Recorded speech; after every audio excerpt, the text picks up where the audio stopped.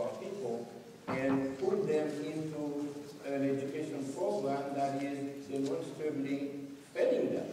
I listened to a statement that Dr. Johnson made saying that public education was the cornerstone of our democracy. And I'm wondering whether the democracy that we're trying to build right here will include some of those students. And therefore, I'm definitely required that those students be addressed in the special school. Mr. Brady, I want to give you a statistic that I received from the Florida Department of Education. And that is that the achievements of the National Assessment of Education Progress, math, 4th grade proficiency for white students was 53%, for blacks was 20%. And that was from our own Florida Department of Education. What, in your experience, is the way to handle minorities, whether or not they could be, especially black, come from different cultural backgrounds, such as Haiti or the Bahamas or Jamaica. But what, in your experience, is the best way to teach these children how to do what Mr. Bishop was talking about, being able to be proficient in math and writing so that they can compete in our global economy?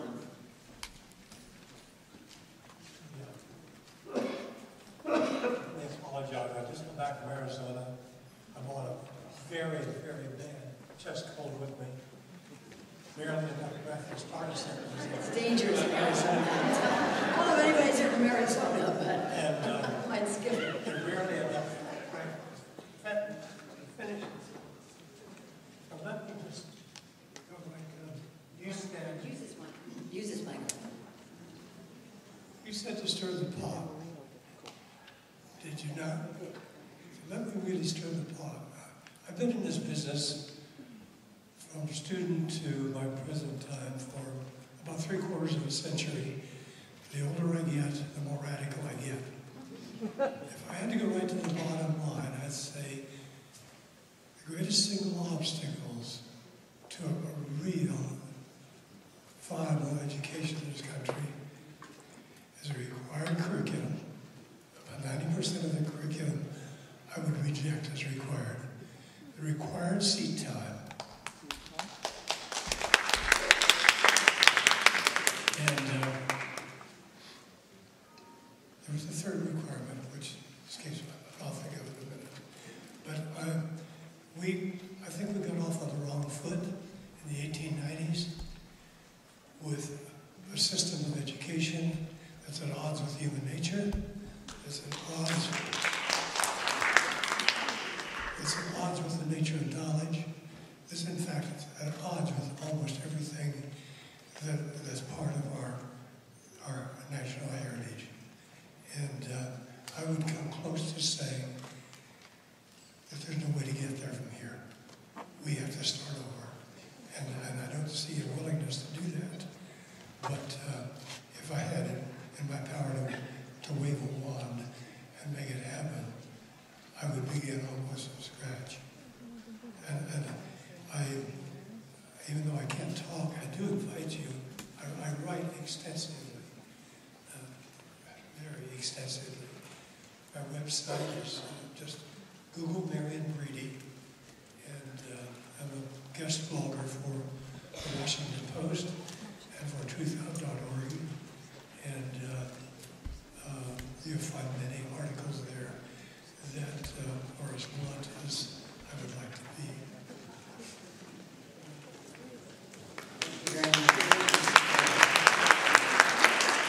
Mr. Schiffer, I know you have something to say about this, and especially with regard to testing. Now, we know what we need from Mr. Bishop in order to get our kids ready for our economy. And we've heard from Mr. Bernadelle, we know the statistics that so many of our children are being left behind, either because of cultural background or because they just don't fit in what we have today, we call our public school curriculum. We heard from Mr. Brady. In your estimation, your opinion, sir, where do we go from here? Well, thank you, Senator Sachs. Mr. Bishop is certainly right. Our kids are not being well enough prepared. The statistics, Major Bernadelle, are correct that that is particularly true for kids of color. And yet we have had in place in Florida for more than 2 decades a system of test-based education and phony school grades which were supposed to turn that situation around. We cannot test our way to success. The result of an education in which kids are taught to memorize and regurgitate to boost their scores on the FCAT and to protect their schools from being found not to have made adequate yearly progress on the federal government is to dumb down education. Yes, we need to do a better job of fundamental skills. Yes, we need to do higher order teaching skills. We cannot do this, as Dr. Ravitch articulately demonstrated, in a world in that the major currency of education is test scores. It hasn't worked, it will not work, and politicians and their allies who say the solution is more are dealing in a world of faith and ideology, not in a world of fact and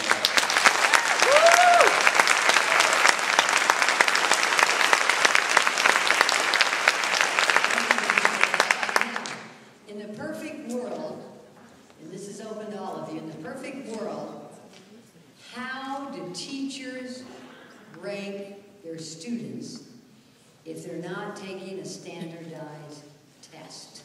Okay, we know what the problem is. Now let's see if together we can't find the solution. All right? Go ahead, Mr. Brady.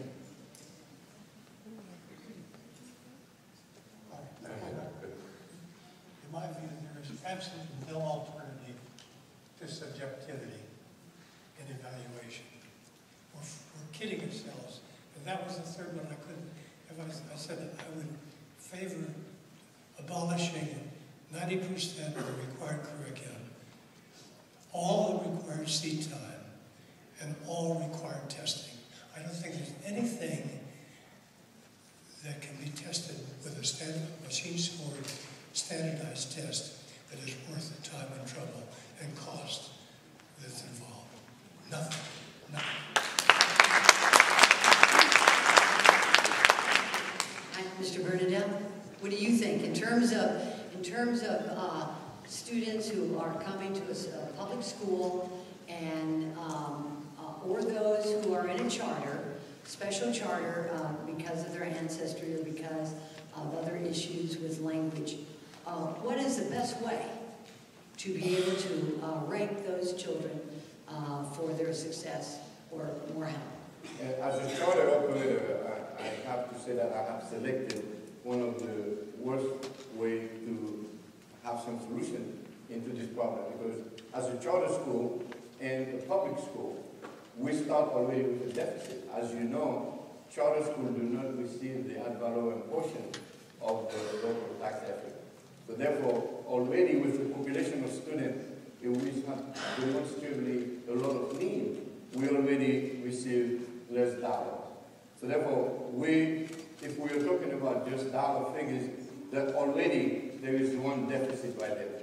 The second thing, a lot of the tests that are being devised to grade the students are sometimes completely meaningless to their cultural background. And let me interrupt you by saying this.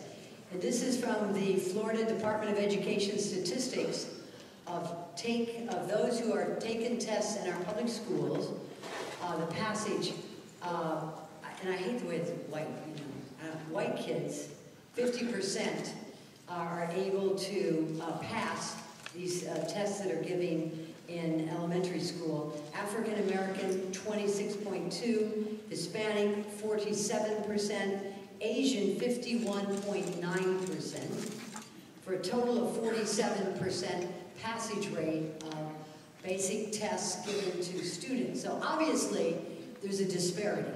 And do you think that maybe what we should do is have different tests for different levels? Mr. Schaefer? You said to be controversial. The goal of education, and to most of us, Senator Sachs, is not to be able to rank students. The goal of education is